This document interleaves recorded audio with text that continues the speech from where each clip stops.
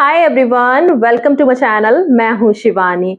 आज एक और स्टोरी टाइम में लेके आ गई हूं आप लोगों के लिए। एंड ये वाली वीडियो में स्टोरी टाइम से ज्यादा ना मैं थोड़ा सा बचपन की चीजें आपके साथ शेयर करूंगी। सो मल्टीपल चीजें इसमें हो सकती हैं। एंड जो लास्ट मैंने स्टोरी टाइम शेयर किया था जिसमें मैंने एक फ्रेंडशिप बिट्रेयल के बारे में बात किया था आपसे, सो उसके एंड में मैंने आपको एक सिनेरियो बताया था जो कि मोस्टली बहुत सारे लोगों के साथ होता है कि हमारे पेरेंट्स जो हैं वो हमसे हमारी साइड पूछते ही नहीं है किसी इंसिडेंट पे और सीधा जजमेंट पास कर देते हैं कि इसमें हमारी ही गलती होगी। सो आज वाला स्टोरी टाइम भी कुछ कुछ ऐसा ही है। और मतलब मैं बोलूंगी कि काफी बड़े होने तक भी मेरे पेरेंट्स इस कंफ्यूजन में रहे या उनको अभी भी ऐसा ही लगता है कि मेरी ही गलती है, क्योंकि जो आउटकम है वो उसका इतना मतलब वर्स हो गया मेरी तरफ से, लेकिन इसका मतलब ये नहीं है कि सारी गलती मेरी ही थी। सो ज्यादा हम मिस्ट्री ना बनाते हुए मैं आपको पहले ही बता देती हूँ कि ये चीज मैंने अपने भाई के साथ की थी कि एक लड़ाई के बीच में ऐसा सिनेरियो क्रिएट हो गया, जो कि मैं आपको बताऊंगी अभी वीडियो में आगे, कि ऐसा सिनेरियो क्रिएट हो गया कि मेरी लात पड़ी उसके मुंह पे एंड उसकी आंख पे वो पड़ गई और उसकी आंख काली हो गई। जैसे मूवीज में दिखाते हैं ना, लिटरली इतना कालापन, पैंडा आए वो हो गई उसकी। और वो कैसे हुई, क्या सिनेरियो था, वहां तक हम पहुंचेंगे। उससे पहले मैं थोड़ा आपको बैकग्राउंड बता देती हूँ। तो हम लोग 3 सिबलिंग हैं, 3 बहन भाई हैं हम। एक मेरी बड़ी सिस्टर है, मैं बीच में हूँ, और एक मेरा छोटा भाई है। और दीदी और मुझ में 7 ईयर का गैप है, और फिर मेरे भाई और मुझ में 3 ईयर का गैप है, वो मुझसे 3 साल छोटा है। तो ऐसे में क्या डायनामिक्स होती थी कि जो बड़ी दीदी हैं उनके पास चॉइस होती थी कि वो किस सिबलिंग की साइड लें। और जिसकी साइड पे वो रहती थी तो वो थोड़ा सा ऐसे हो जाता था कि ये मेरे मुझे सपोर्ट मिल गया, मैं मेरा पलड़ा थोड़ा भारी है। और दूसरे वाले को थोड़ा इंफीरियोरिटी फील होता था क्योंकि 2 लोग मिलके लड़ते थे।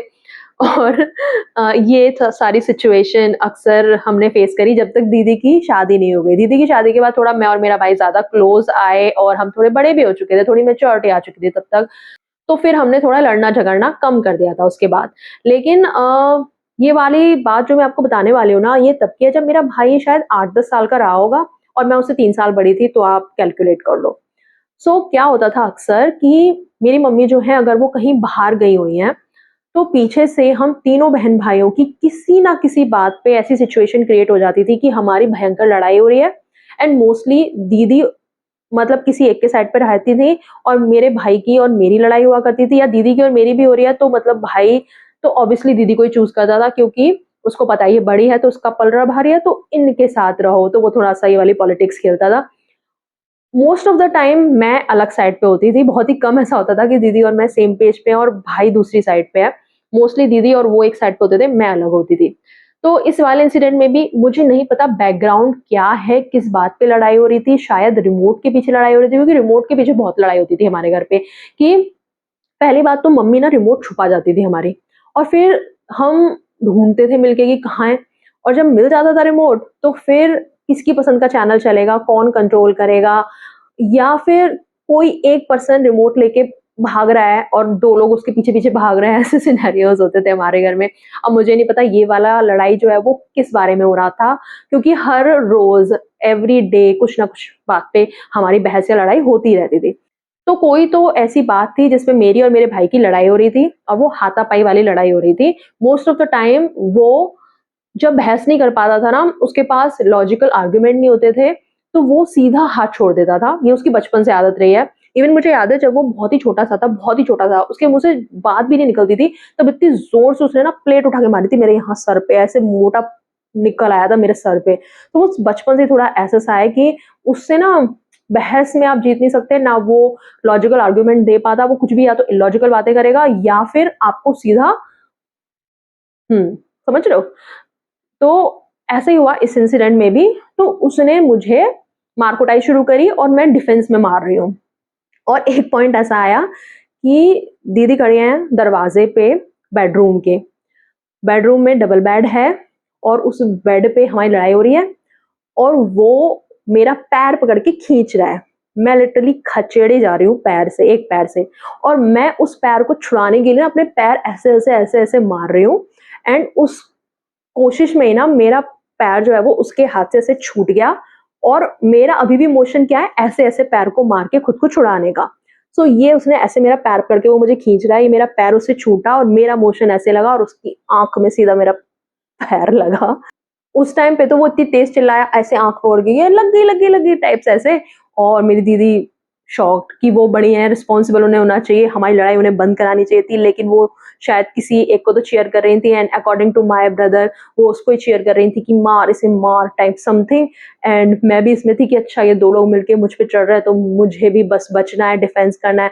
एंड आई स्वेयर आप पता नहीं मेरी बात पे यकीन करोगे या नहीं, मैं कभी भी फर्स्टली उसको नहीं मारती थी। हमेशा अगर मेरा कभी हाथ उठाया या ऐसे लात-वात पड़ी है, तो वो डिफेंस में ही पड़ी है और दिस वाज़ माय डिफेंस। और लेकिन इसका रिज़ल्ट ये हुआ कि उसकी आँख काली हो गई और मम्मी इतनी देर से कहीं नहीं थी इतनी लड़ाइयों में जितने मुझे इतनी मार पड़ी है, ठीक है?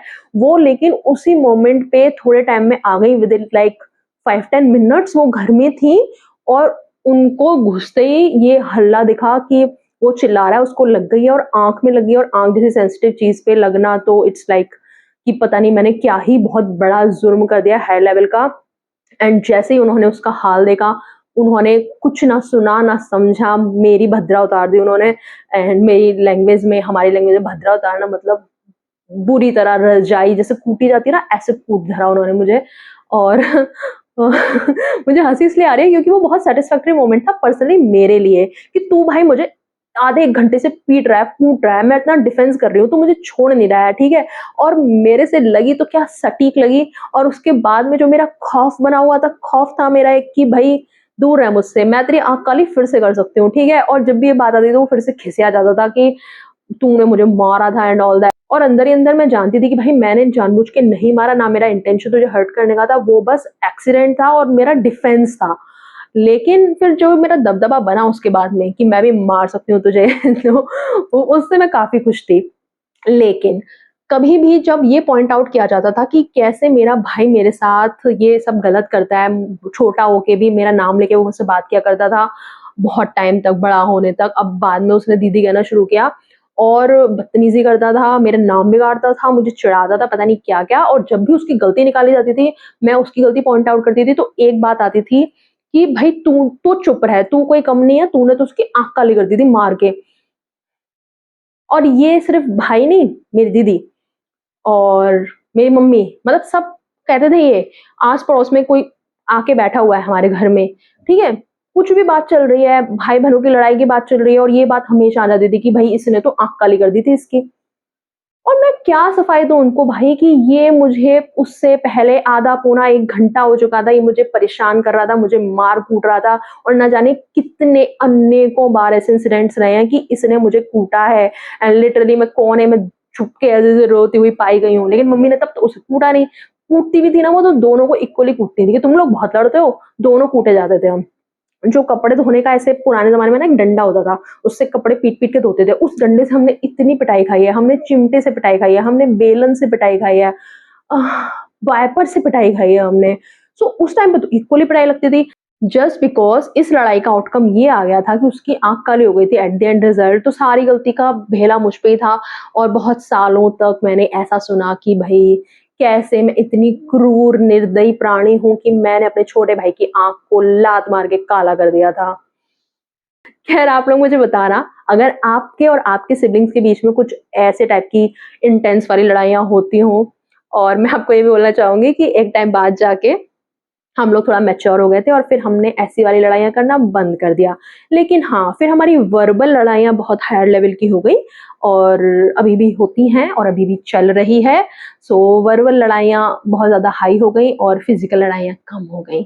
तो आज की वीडियो के लिए तो इतना ही एंड मुझे इंतज़ार रहेगा आपके कमेंट्स का। एंड नेक्स्ट हम इससे अब आगे बढ़ेंगे। मे बी मेरा school time and college time की हम बातें करेंगे एंड मे बी फिर उसके आगे जब मैंने जॉब करना स्टार्ट किया तो मे बी मेरे ऑफिस टाइम से रिलेटेड भी कुछ स्टोरी टाइम में शेयर कर सकती हूँ। So stay tuned and subscribe कर लीजिए चैनल को अगर अभी तक आपने नहीं किया है तो। और लाइक करना वीडियो को, कमेंट करके अपने विचार आप मुझे शेयर कर सकते हैं एंड सब्सक्राइब कर सकते हैं। Bye bye, take care. अभी हम चलते हैं, मिलेंगे अगले वीडियो में।